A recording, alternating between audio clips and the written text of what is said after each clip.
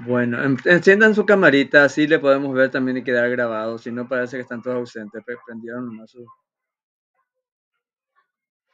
Hoy vamos a tocar un filósofo muy importante, que creo que es como una bisagra en el pensamiento moderno. O sea, a partir de él salen como dos grandes ramas del pensamiento, y sobre todo de la ontología, ¿verdad? De- de la discusión sobre la realidad.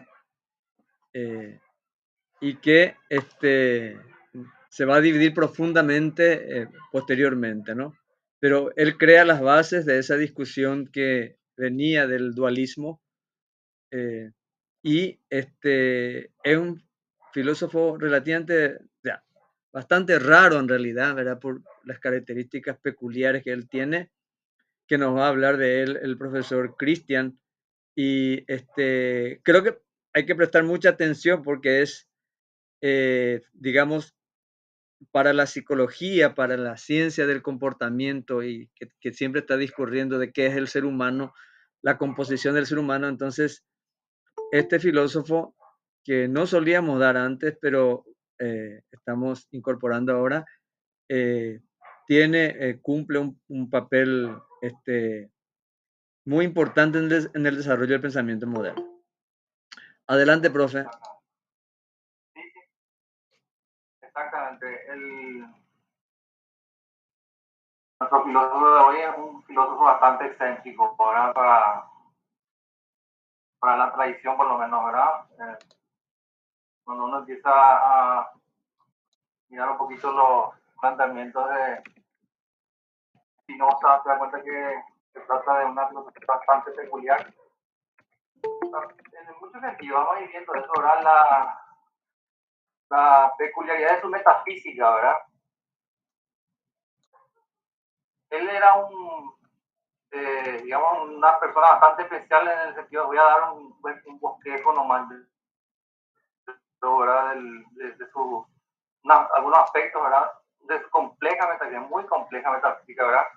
Entonces yo lo que hice fue tomar algunas cositas de su libro principal, ¿verdad? Uno de sus libros principales que es la ética, ¿verdad? La famosa ética geométricamente demostrada, ¿verdad? Entonces lo que voy a ir desplegando es, ¿verdad? Algunos conceptos principales que él va lanzando, ¿verdad? En su libro, ¿verdad? En la primera y la segunda parte, ¿verdad? Que son las dos partes que yo pude bichear un poco, ¿verdad? Y entonces ahí vamos a ver un poco qué es lo que plantea él en relación a la tradición, ¿verdad? Antigua y medieval y en relación a los contemporáneos, a los modernos, en ese sentido a Descartes, ¿verdad? Vamos a ver las diferencias y ahí a partir de ahí vamos a ir viendo en qué consiste su pensamiento. Bueno, en primer lugar, hay que decir que él era judío, ¿verdad? Era un judío de una familia española, ¿verdad? Así me va a ser, ¿verdad? Una familia española que se fue a Portugal, perseguida por la Inquisición, o sea, por temor a la Inquisición española, que era, ustedes saben que fueron las más tremendas. Entonces se muda esa familia a Portugal y luego a Holanda, ¿verdad? A los Países Bajos. ¿Por qué? Porque se suponía que ahí había un poco más de tolerancia, ¿verdad? Religiosa. Y ahí entonces, este muchachito, porque él murió muy joven, murió a los 44 años, murió. Sí. Y muy joven ya empezó a mostrar dotes, ¿verdad? De una habilidad intelectual muy, muy importante, ¿verdad? Entonces él se cría en esa tradición judía, ¿verdad? De los rabinos. Pero este muchacho tenía un carácter bastante especial, ¿verdad? Porque termina él rompiendo con su propia comunidad. Su comunidad lo expulsa a él, ¿verdad? Y tiene problemas con su familia también, ¿verdad? Él tiene una pelea con su hermana después que muere su padre. Su gente era gente acomodada, ¿verdad? O sea, gente rica, comerciantes ricos, ¿verdad? Y él, al morir su padre, tiene una disputa con su hermana por la herencia, pero él gana la herencia, pero gana, él hace esa disputa no por la plata, digamos, sino porque él se creía que tenía que demostrar ese derecho.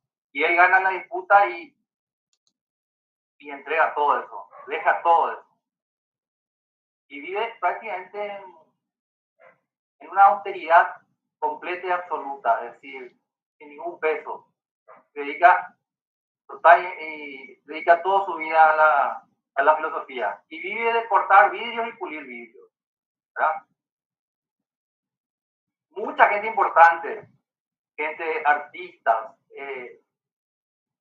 qué sé yo, gente de la política de la Holanda, de la Holanda de ese momento, ¿verdad? De los partidos democráticos, ¿verdad? Antimonárquicos, o por lo menos algo parecido. Le ofrecieron a él, digamos que le ofrecieron mantener, le ofrecieron cátedra en la universidad y él rechazó cada una de esas cosas. Rechazó todas las ofertas para ser mantenido y se dedicó exclusivamente, o sea, vivió de su humilde oficio hasta sus últimos días. Y por las cosas que él escribió, por las posiciones políticas que él escribió en sus escritos y en su filosofía, sobre todo en su filosofía tan extraña para la mayoría de las personas de esa época, fue prácticamente marginado y perseguido, ¿verdad? Y acusado muchas veces de ateo, ¿verdad?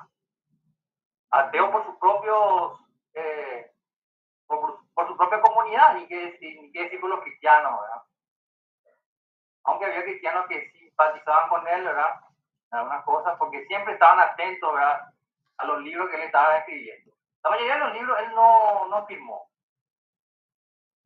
se publicaban de forma anónima. Solo un par de ellos llevaban su nombre. Algunos eran muy polémicos, supongo que para resguardarse un poco, ¿verdad? Bueno, ese es un poco el perfil de la persona, ¿verdad? Vamos viendo ahora, voy a proyectar, voy a presentar alguna diapositiva para que vayamos viendo un poco el despliegue de su pensamiento. Dame un ratito. A ver si pueden ver.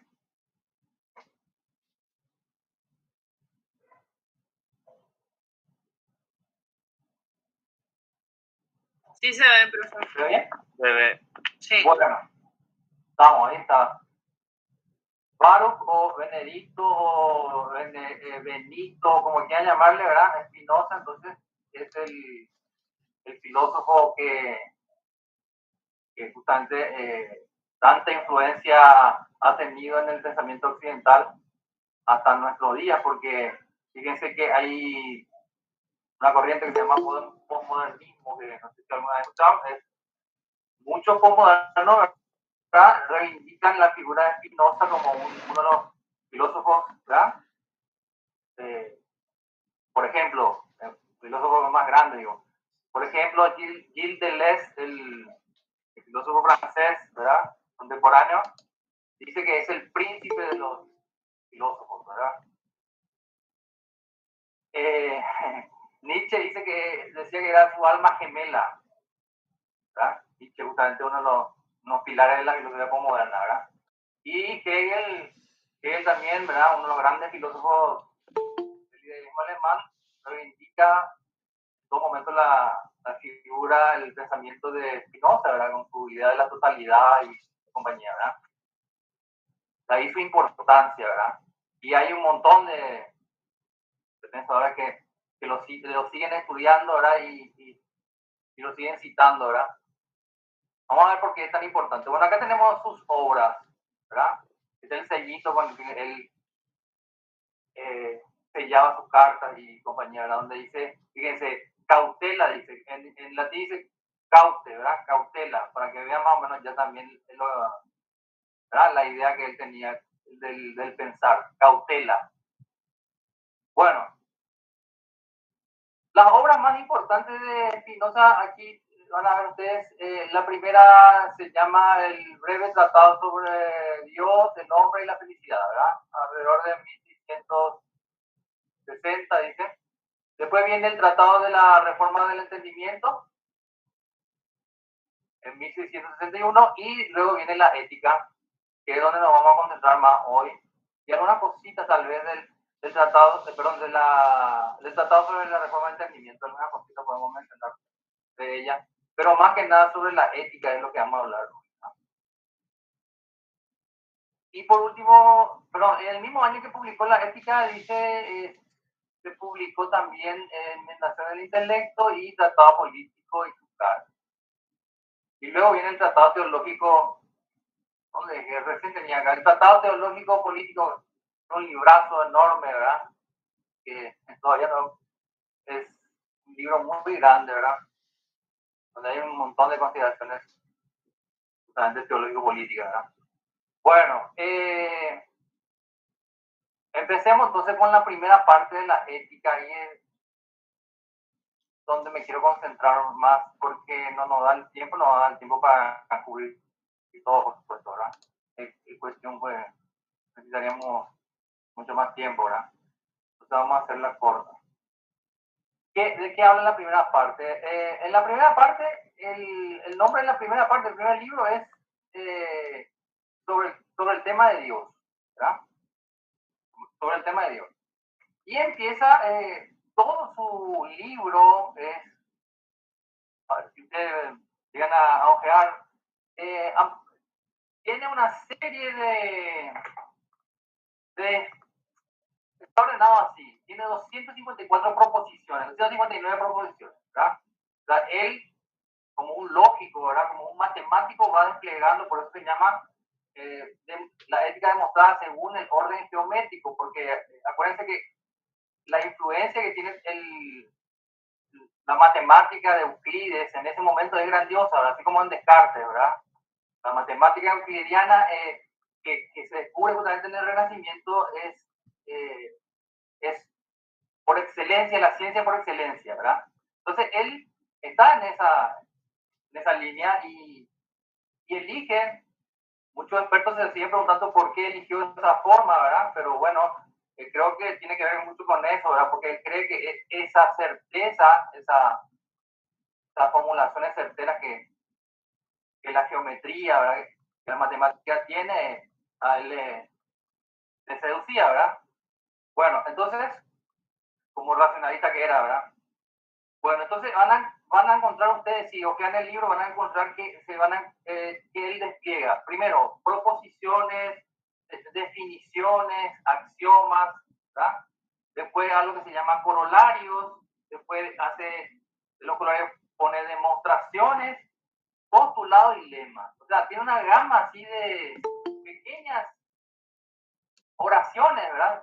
Pequeños párrafos. No es algo que está narrado así como ustedes crearían, ¿verdad? Una cosa así desplegada con párrafos y un discurso así. Es bastante raro, ¿verdad? ¿Por qué? Porque son picaditos, ¿verdad? Todo está ordenado en proposiciones principalmente, ¿verdad? Tweets. Él le escribió los primeros tweets en el. Exactamente. ¿Y cómo exactamente, profe? Serían como tweets. En menos de no sé cuántos caracteres, él va poniendo, ¿verdad? Una serie de ideas y a esas ideas le va desplegando una serie de procedimientos lógicos, todo súper riguroso, súper concatenado, ¿verdad? Y entonces es un poco complicado, se necesita un poco el apoyo de la verdad, hay que leer expertos, hay que leer gente que ya leyó, ¿verdad? Y leer también el texto en directo para poder ir entendiendo, ¿verdad? Pero no es difícil, o sea, yo me di cuenta que tiene muchas cosas muy simples, muy directas, muy lógico, ¿verdad? Entonces, les aliento a que se animen por ahí si quieren leer una partecita por lo menos de la ética, ¿verdad? Esta primera parte entonces empieza por, la primera proposición habla de lo que es la sustancia, la famosa sustancia, ¿verdad? Que es un tema que viene de la filosofía antigua, ¿verdad? Ya de lo antiguo, el tema de la sustancia que tiene que ver con el ser, ¿verdad? La sustancia es una manera de hablar del ser, ¿verdad? Entonces, eso tiene que ver con la metafísica, ¿verdad? Con la ontología. Entonces él empieza por esa primera, no definición, porque no le llama definición, dice una proposición, ¿no? ¿Verdad? Entonces dice, por sustancia entiendo aquello que es en sí y se concibe por sí. Esto es aquello cuyo concepto para formarse no precisa del concepto de otra cosa. Bueno, acá tenemos, esto es lo primero que nosotros tenemos que digerir, es la primera proposición en la que tenemos que entender bien para poder entender lo que va a seguir después. ¿Ah? Puse abajo lo que decía Descartes, que es casi lo mismo, un poquito más resumido. Para Descartes, ¿qué era la sustancia? Aquello que para existir solo tiene necesidad de sí mismo. ¿Hay alguna diferencia entre lo que dice acá Spinoza y lo que dice Descartes? Yo creo que esencialmente no hay ninguna diferencia, ¿verdad? ¿Se dan cuenta? ¿Se alcanza a leer bien?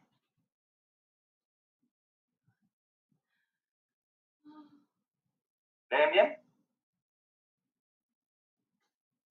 Se ve perfecto, Sí, profe. profe.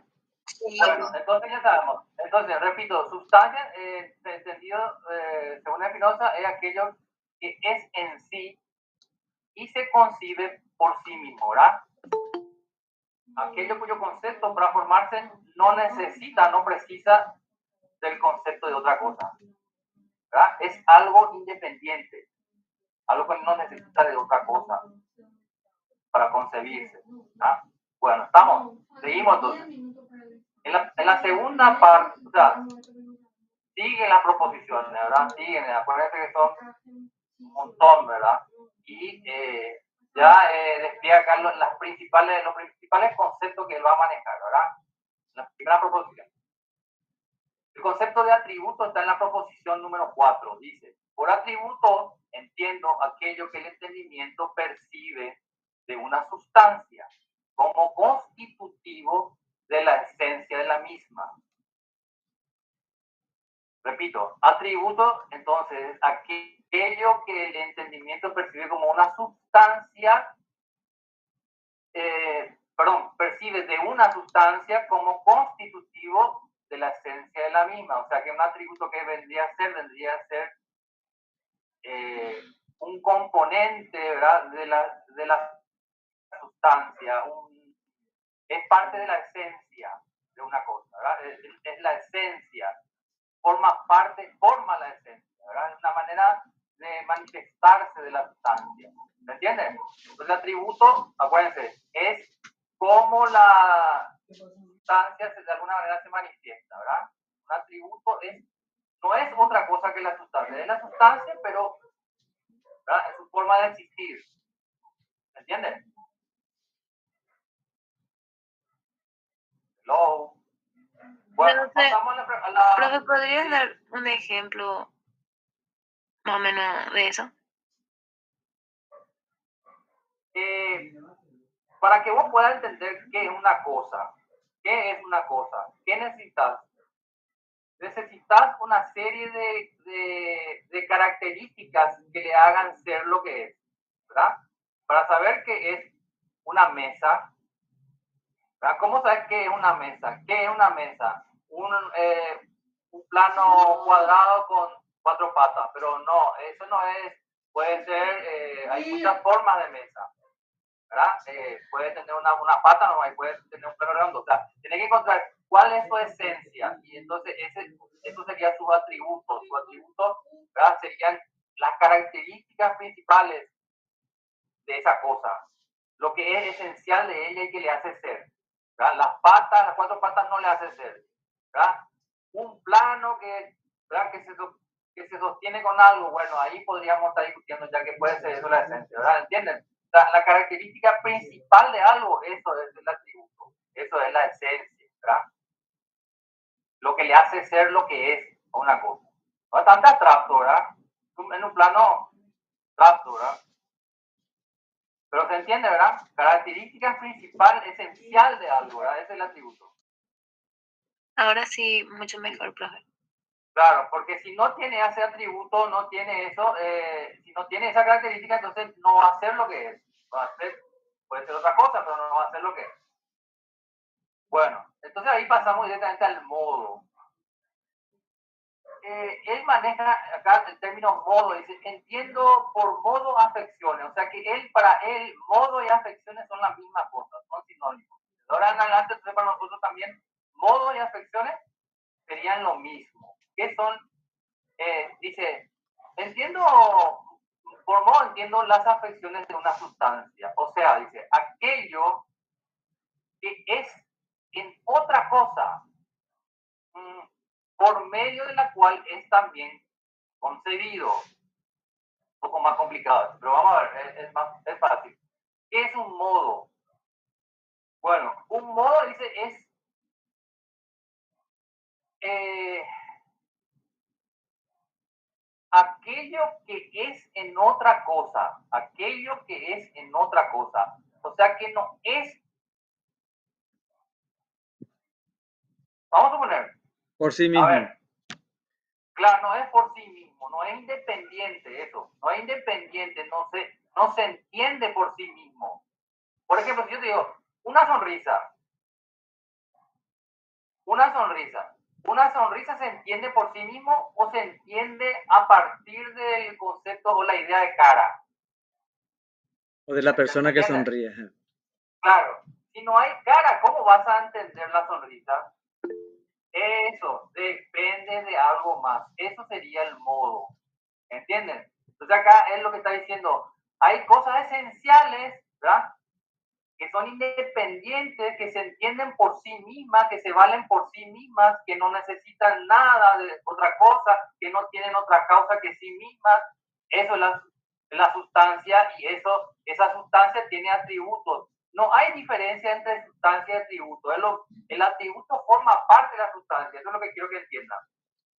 El atributo no es otra cosa, es parte de la sustancia, es una manera de ella, ¿verdad? Una manera de manifestarse de la sustancia. El modo sí ya es otra cosa, ¿verdad? El modo entonces es otra cosa que depende de otra cosa para poder ser entendida. No puede ser, el modo no es entendido nunca por sí mismo, sino que es dependiente, está subordinado, ¿verdad? Como una oración subordinada en gramática. En una oración subordinada en gramática, yo no la entiendo sin la oración principal. ¿Estamos? Bueno, ahí tenemos dos definiciones. Y vamos a la sexta proposición, que es una de las más importantes en la cual él después va a basar todo su metafísica, ¿verdad? Que es la proposición sobre Dios. Dice, por Dios entiendo un ser, atiéndame, absolutamente infinito. Esto es una sustancia que consta de infinitos atributos, cada uno de los cuales expresa una esencia eterna e infinita. Sí, sí, sí, María Silvina, los atributos le hacen ser, sí. Bueno, único no, sí, vamos a ir viendo. Bueno, estamos, entonces, acá tenemos los tres primeros conceptos que tenemos que manejar para entender después lo que viene, ¿verdad? El concepto de sustancia, ¿verdad? El concepto de modo y el concepto de Dios, que es entonces el ser absolutamente infinito, ¿verdad? Y dice que Dios es una sustancia, o sea, identifica a Dios y sustancia, ¿ven? Acá ya hay una identificación absoluta, ¿verdad? Entre Dios y sustancia. Dios es sustancia, es una sustancia infinita, con infinitos atributos, ¿verdad? Y que expresa una esencia eterna e infinita, ¿verdad? Bueno, estamos bien para ahí, no le duele para la cabeza ya, porque a mí me dolió mucho la cabeza cuando empecé a leer así, ¿verdad? Pero eso es parte de la filosofía, ¿verdad, profe? Que te haga doler la cabeza. No es como la literatura que uno lee y se distrae y goza. Una cosa para contextualizar es importante ver de que nosotros vinimos de ver una introducción a la filosofía racionalista a Descartes, ¿verdad? Y los problemas que se planteó con Descartes con respecto a la naturaleza humana de dos sustancias. ¿Se acuerdan que Descartes hablaba de tres sustancias, ¿verdad? La sustancia infinita, la sustancia pensante y la res extensa. Y el problema con Descartes planteaba toda la filosofía racionalista, cómo dos sustancias totalmente disímiles se unen. ¿Cómo se explica eso, verdad? Y que él decía que había una glándula que es donde se unía, ¿verdad? Pero que para todo el mundo eso parecía que no era muy adecuada esa explicación. Entonces, el racionalismo, y Spinoza es racionalista, está dentro de ese problema que, que él quiere, que él quiere encarar, ¿no? Sí, exacto. El problema, claro, el problema con Descartes, el problema que justamente van a ver ustedes acá es este, ¿verdad? El problema de las sustancias, de la presencia, ¿verdad? De múltiples sustancias o no, ¿verdad? Bueno, entonces, hasta ahí entendimos. Pasamos a al siguiente cuadrito, ¿verdad? Acá es donde empezaríamos a hacer justamente lo que el profesor está mencionando, el tema de cómo concibe él el tema de la sustancia con relación a Descartes, por ejemplo, ¿verdad? Y ahí están las críticas. Acá es donde él rompe, Spinoza rompe con la metafísica tradicional, antigua, ¿verdad? Con los griegos y con Descartes también, ¿verdad? Porque en la metafísica antigua, ¿verdad?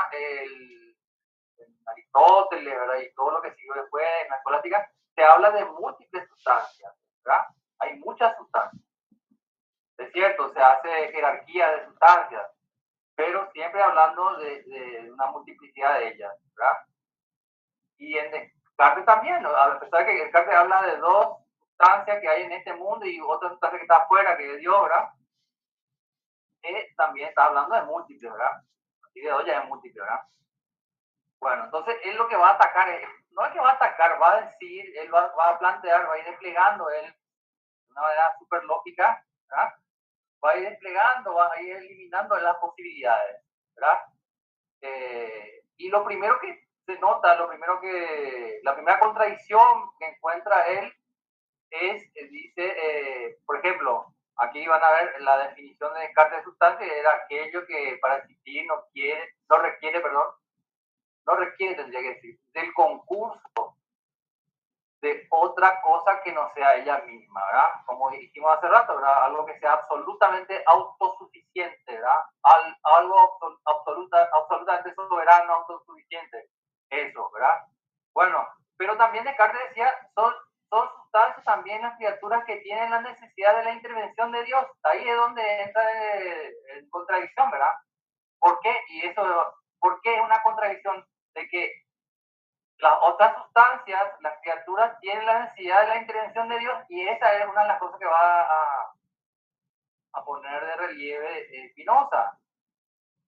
En la proposición 8 él dice, da una otra especie de, ¿verdad? De propuesta de proposición sobre la sustancia diciendo que es necesariamente infinita.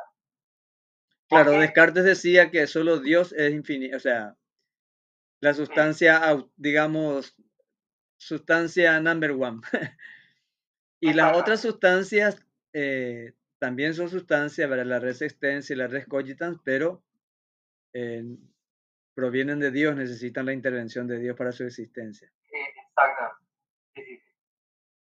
Bueno, y ahí es donde él va a encontrar el costado débil, digamos, de esa propuesta y va a plantear su propuesta, ¿verdad? Bueno, entonces, para llegar a o sea, directamente voy a spoilear porque no vamos a tener tiempo para desplegar todo lo que él despliega en el libro 1, ¿verdad? Entonces, vamos directamente al final y vamos a explicar por qué concluye eso que concluye, ¿verdad? Es un poco spoileador, ¿verdad? Entonces, lo que concluye, ¿verdad? Donde él quiere llegar es que existe una sola sustancia, ¿verdad? Una sola sustancia y no múltiples sustancias. Y para eso, él comienza a hacer un despliegue de sus proposiciones, sus axiomas, interconectando esas acciones y con sus proposiciones, cada una, para demostrar que, primero, va a eliminar, ¿verdad? Que haya múltiples sustancias, cada una con sus respectivos atributos. ¿verdad? Va a eliminar esa posibilidad y también va a eliminar la posibilidad de que hay múltiples sustancias y por lo menos dos de ellas tienen atributos en común. O sea, dos posibilidades. Puede ser que haya sustancias con atributos totales y absolutamente distintos, cual hace distinta totalmente a cada una, ¿verdad? Y puede haber sustancias que tengan un par de sustancias que tengan algún atributo en común, ¿verdad? Dice. Entonces él va a ir demostrando que esas posibilidades no son posibles, ¿verdad? Primero, por la definición que él da acá, me voy a detener solamente en un punto para no alargar. Primero por lo que dijo hace rato, en la proposición número, ¿cuánto era? A ver, en la proposición número 8, ¿qué dijo en la 8? Dijo, toda sustancia es necesariamente infinita, por ejemplo, ¿verdad? Entonces, ¿qué pasa si existen dos sustancias? ¿Infinito qué significa? Que no tiene fin. Que no tiene límites. Y entonces, si hay dos sustancias, ¿cómo se entiende eso? Dice Spinoza. Porque una sustancia se supone que es ilimitada y si tiene límites, vos le pones límites a su extensión, entonces quiere decir que le está estorbando, para poner un término simple, ¿verdad? Molestando a la extensión de alguna otra sustancia.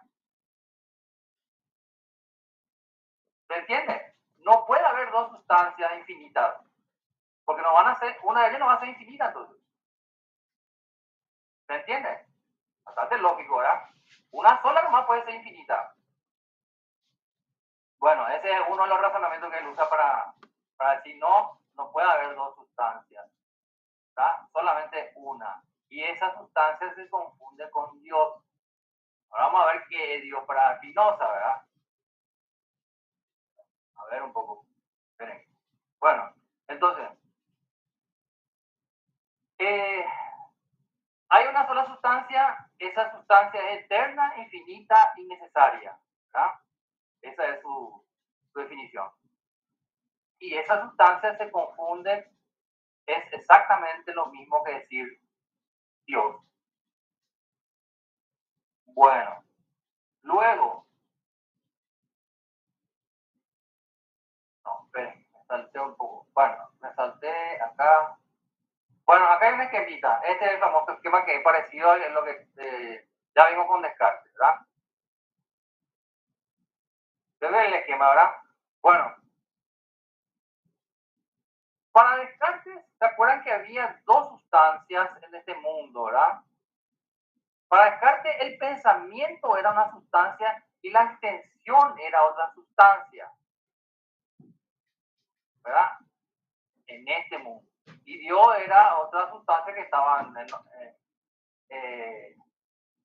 ¿cómo se dice? En un plano trascendente, se dice. En un plano fuera de este mundo, en un plano trascendente estaba Dios, ¿verdad? Bueno, eso va a eliminar ese esquema, ¿verdad? Esto es lo que va a borrar Spinoza. Spinoza dice, no puede haber, hace una cantidad de razonamientos, una cantidad de despliegues para decir simplemente que no pueden existir múltiples sustancias y que una sola es la que existe y que esa sustancia tiene estos atributos. El atributo del pensamiento y el atributo de la extensión. O sea que son la extensión y el pensamiento son atributos, o sea, forman parte de la sustancia, no son otra cosa.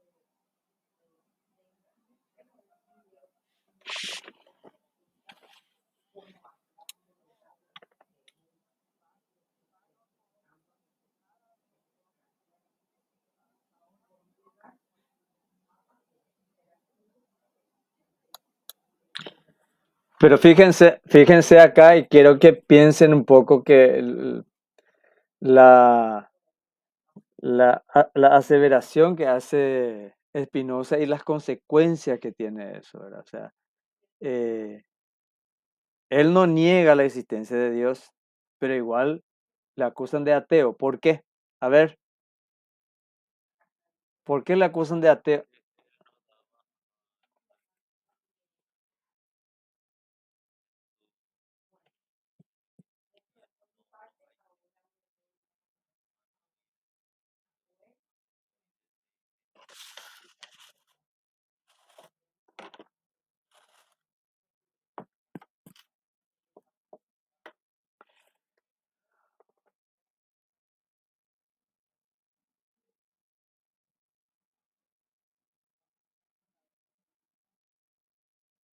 Claro.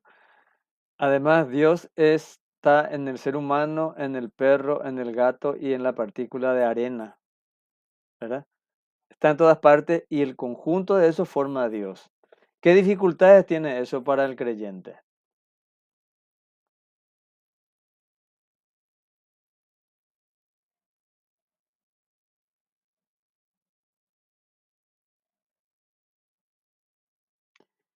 No hay nada fuera de Dios.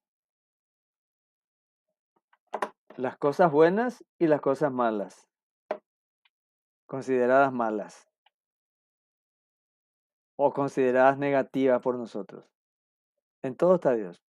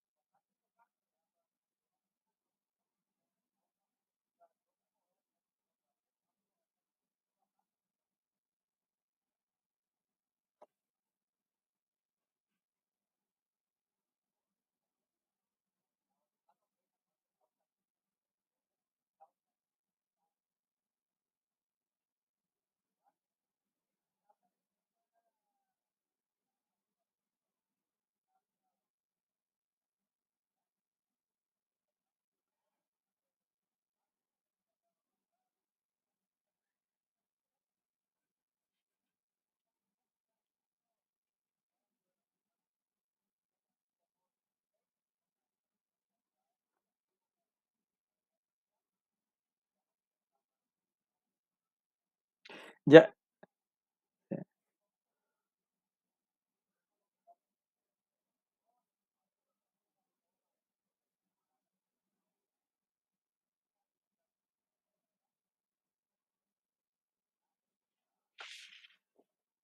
sino deseo, o sea, una...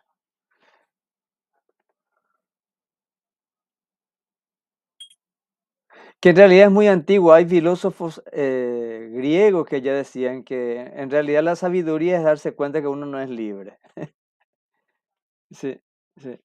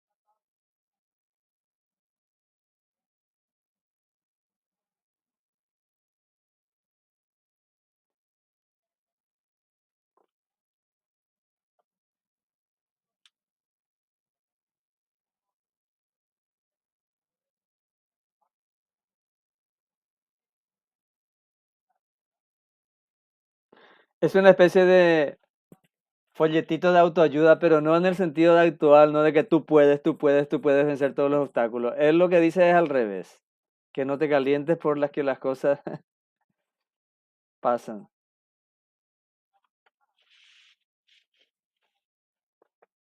Sí.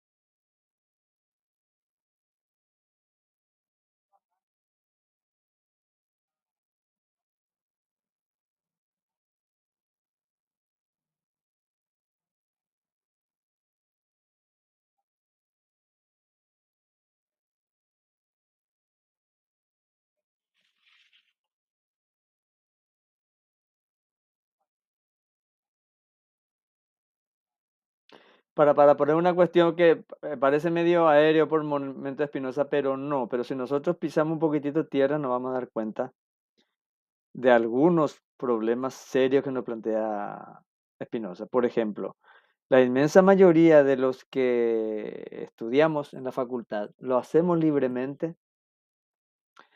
Los millones de personas que trabajan diariamente, todo el día se va a laburar, lo hacen libremente. Si tuvieran la auténtica libertad, elegirían ir a trabajar todos los días, elegirían esta carrera, esta asignatura, etcétera.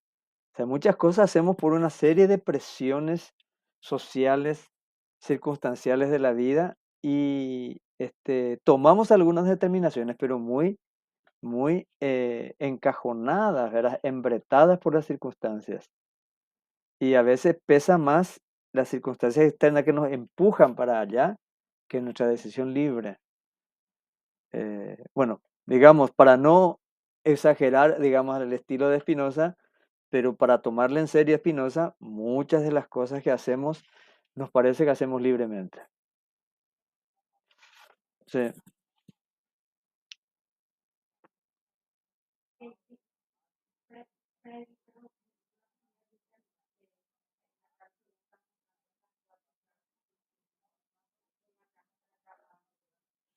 Lo que comemos habitualmente.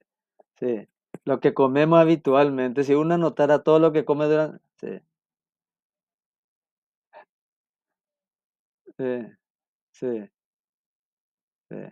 No, en la forma en que farreamos, creemos que libremente hemos optado por hacer ese tipo de cosas, pero cada fin de semana lo mismo. eh, estamos determinados por una serie de costumbres y de tanto hacerlo ya le tomamos gusto, incluso ir a sufrir a la cancha, por ejemplo, ¿verdad? Si sos fanático de un club, ¿verdad? Eh, hay unos rituales que hacemos y que al final nos gusta hacerlo, o sea, pero todavía pensamos que es una decisión libre que tomamos. Bueno, esto es lo que cuestiona, pero a fondo cuestiona, este, no dice que está mal, simplemente llamémosle libertad si quieren, pero no es así.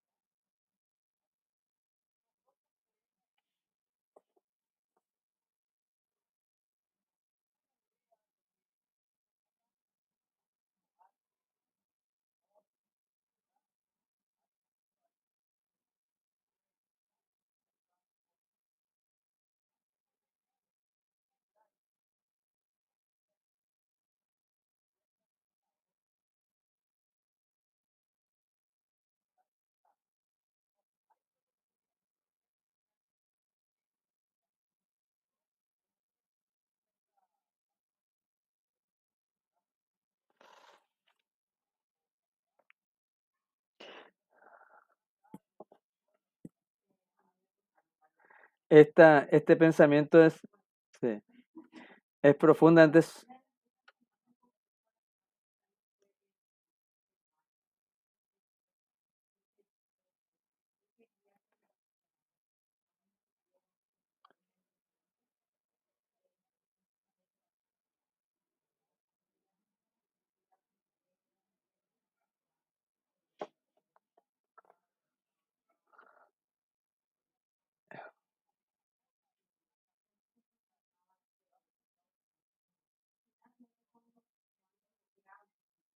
Y que Dios nos puso a disposición.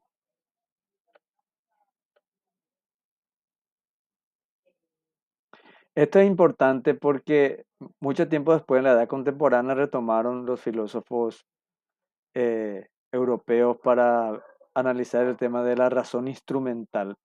¿Cómo hemos llegado nosotros aquí a creer que el mundo está hecho para nosotros, está a nuestra disposición para nuestro uso? Toda la historia cristiana es así. Cuando vieron el continente americano, los conquistadores dijeron, eso Dios puso a disposición de nosotros para evangelizar a esta gente, ¿verdad? Para eso está. Ellos necesitan que nosotros le civilicemos y le demos. Y así en todo, ¿verdad? La naturaleza, los animales y las plantas están hechos. Es un supermercado que Dios hizo para el ser humano. Incluso escribimos libros religiosos para decir que Dios dice esto para nosotros. Pero también son seres humanos los que escribieron esos libros, que es una forma de interpretar la naturaleza y las cosas que existen, ¿verdad?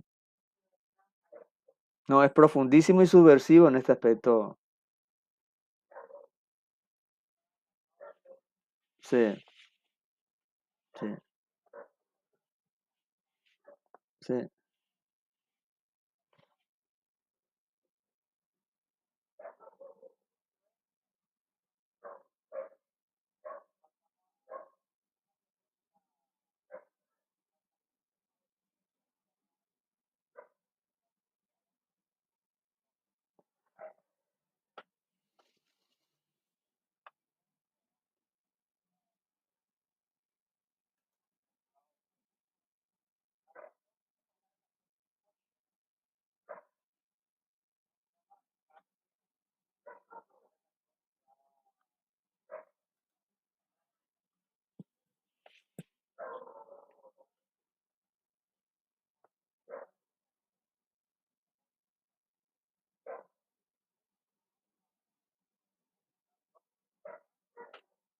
sí.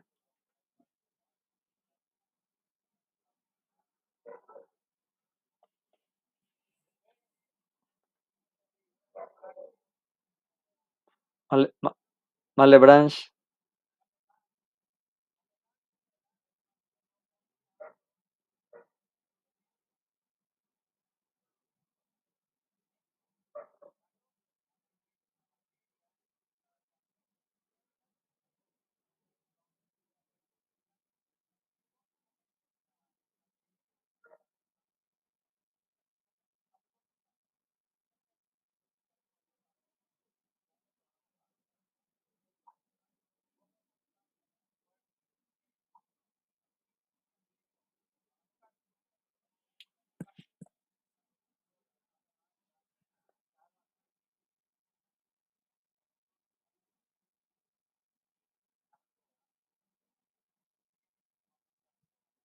sí.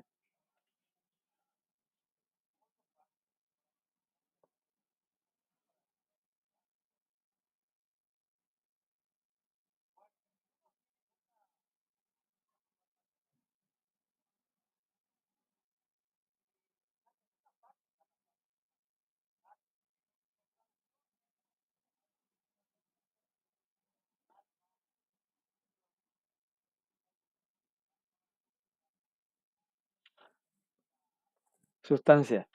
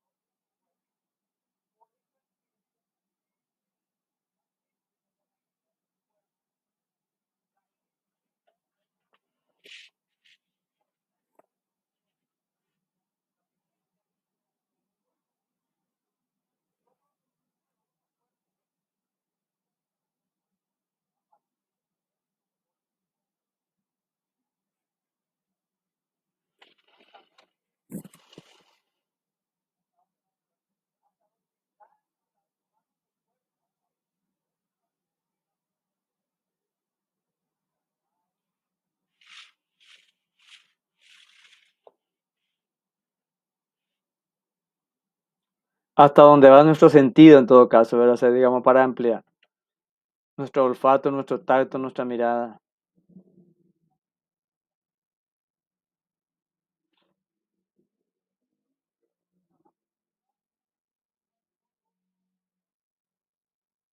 Sí, medimos, como decían los sofistas, ¿no? Es, es la medida, el hombre, claro, o sea, nosotros medimos alto, bajo, estar lejos, estar cerca respecto a nuestra...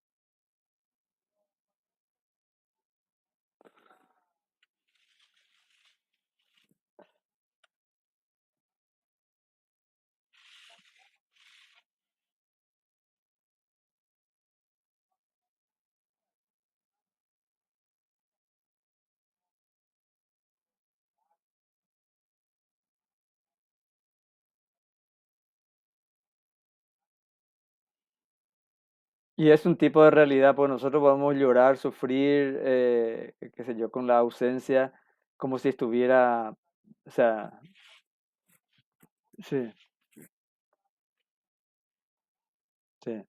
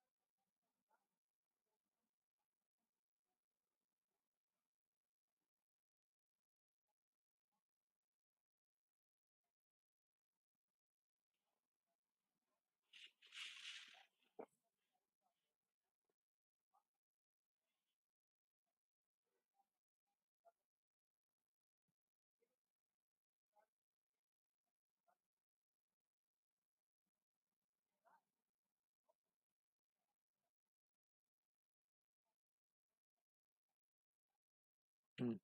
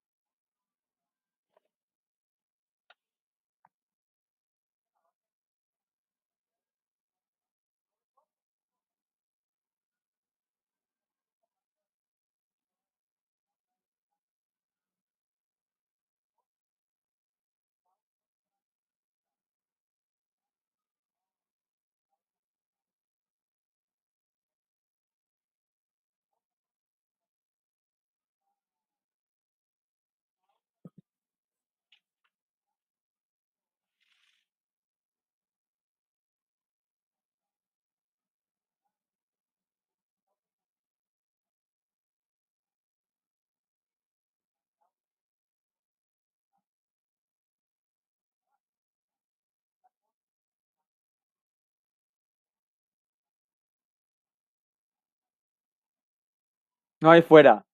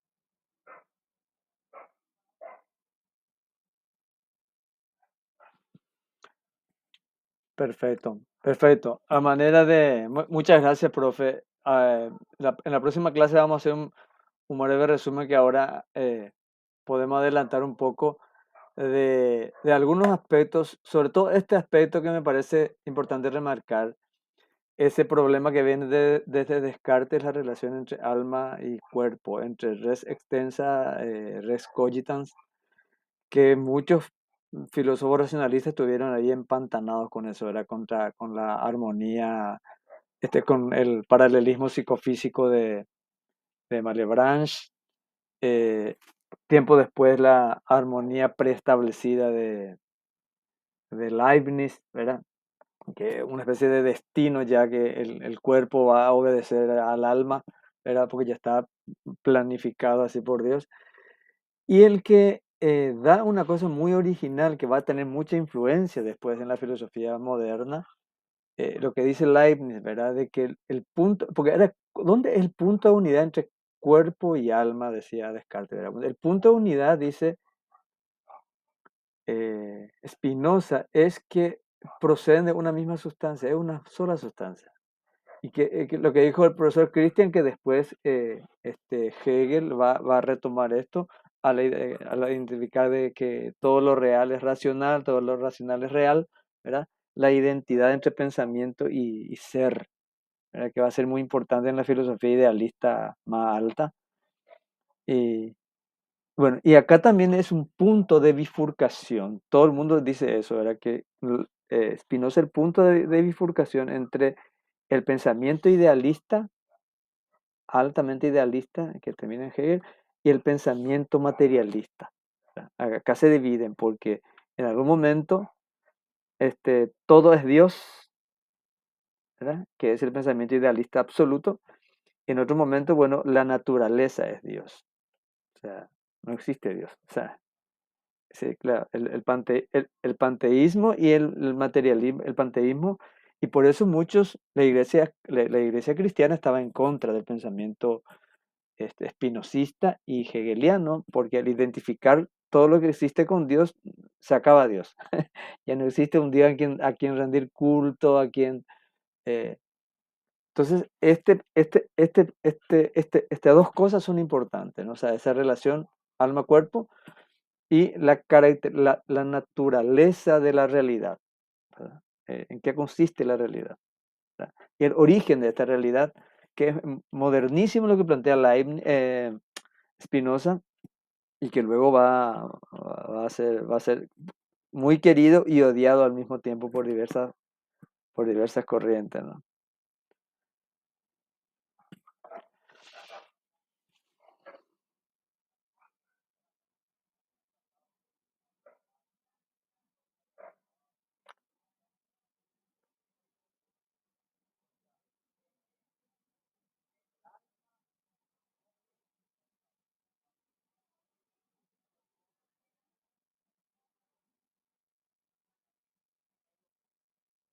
Mm,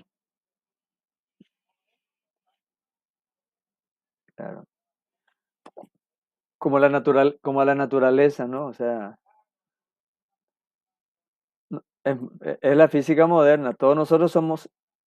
Claro, todos nosotros somos, to- todos nosotros somos eternos. Todos nosotros somos eternos, pero vamos a morir todos, ¿sí? No, es genial. Bueno, si no hay alguna pregunta, vamos a cerrar acá porque nos pasamos un poquitito nuestro tiempo. Leticia sí se grabó y no alcé todavía. Voy a alzar mañana, ¿sí?